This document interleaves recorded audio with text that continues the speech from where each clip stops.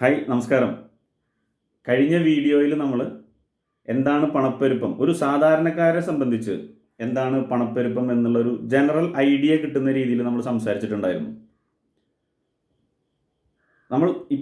നമ്മളോട് തന്നെ ചോദിക്കേണ്ട ഒരു കാര്യം എന്താണ്, എന്തുകൊണ്ടാണ് പലർക്കും ഇന്ന് ഒരു വരുമാന മാർഗം മാത്രം മതിയാകാതെ വരുന്നത് എന്നുള്ളൊരു ചോദ്യത്തിനുള്ള ഉത്തരമാണ്. ഉത്തരം വളരെ ലളിതമാണ്. നമുക്കെല്ലാവർക്കും വരുമാനമുണ്ട്, ഏതെങ്കിലും രീതിയിലൊക്കെയുള്ള വരുമാനങ്ങൾ ഉണ്ടായിരിക്കും. പക്ഷേ ആ വരുമാനം വളരുന്ന വേഗത എന്ന് പറയുന്നത് നമ്മുടെ ചിലവുകളും അതുപോലെ തന്നെ ജീവിത ലക്ഷ്യങ്ങളൊക്കെ വളരുന്ന വേഗതയുടെ വളരെ കുറഞ്ഞ വേഗതയിലായിരിക്കും. ഉദാഹരണമായിട്ട് നോക്കുകയാണെങ്കിൽ വീട്ടു ചെലവ്, അതുപോലെ തന്നെ ചികിത്സാ ചിലവുകൾ, അല്ലെങ്കിൽ കുട്ടികളുടെ വിദ്യാഭ്യാസവുമായിട്ട് ബന്ധപ്പെട്ട് വരുന്ന ചിലവുകൾ, അല്ലെങ്കിൽ പല യാത്രകളുമായിട്ട് ബന്ധപ്പെട്ട് വരുന്ന ചിലവുകൾ, അല്ലെങ്കിൽ ഭാവിയിലേക്കൊരു സമ്പാദ്യം പ്ലാൻ ചെയ്യുന്നവരാണെങ്കിൽ അതിന് വേണ്ടിയുള്ള മാറ്റിവെക്കലുകൾക്ക് വേണ്ടി വരുന്ന ചിലവുകൾ, ഇതിൻ്റെ എല്ലാം വേഗത, ഓരോ വർഷവും അതിൽ വരുന്ന വർധനവ് എന്ന് പറയുന്നത് നമ്മളുടെ വരുമാനത്തിൽ വരുന്ന വർധനവിനേക്കാൾ ഒരുപാട് കൂടുതലായിരിക്കും. അപ്പോൾ ഒരു ചോദ്യം നമ്മളോട്, അല്ലെങ്കിൽ ഞാൻ നിങ്ങളോട് ചോദിക്കുന്ന ഒരു കാര്യമാണ്,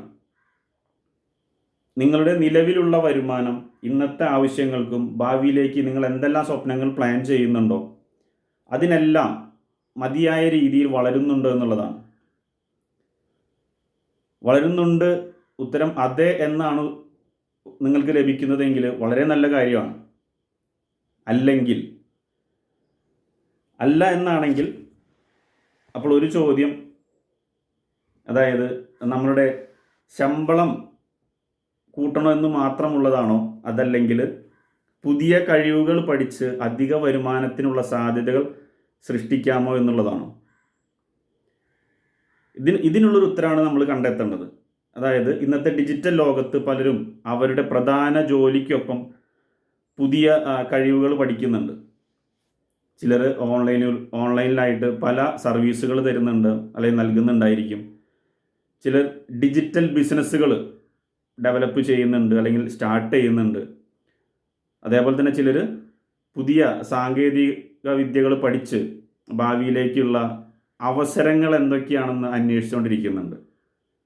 കാരണം സാമ്പത്തിക സുരക്ഷ എന്നത് ഒരുപാട് അല്ലെങ്കിൽ കൂടുതൽ മണിക്കൂറുകൾ ജോലി ചെയ്യുക എന്നതല്ല, ശരിക്കും കൂടുതൽ അവസരങ്ങൾ സൃഷ്ടിക്കുന്നതാണ് എന്നുള്ള രീതിയിലാണ് ഇന്നത്തെ ലോകം മാറിക്കൊണ്ടിരിക്കുന്നത്.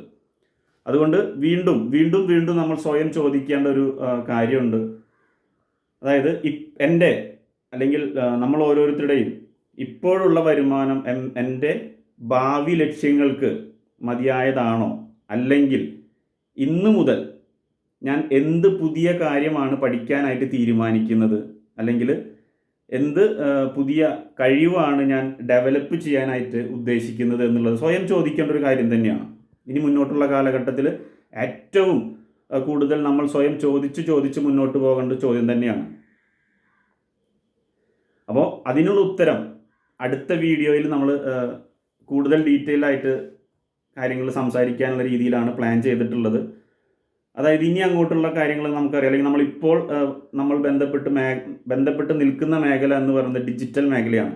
അപ്പോൾ ഡിജിറ്റൽ ഇക്കോണമി എന്താണ്, എന്തുകൊണ്ടാണ് ലോകം അതിലേക്ക് കൂടുതൽ ശ്രദ്ധ നൽകുന്നത് എന്നുള്ളതൊക്കെ നമുക്ക് നോക്കേണ്ട കാര്യമാണ്.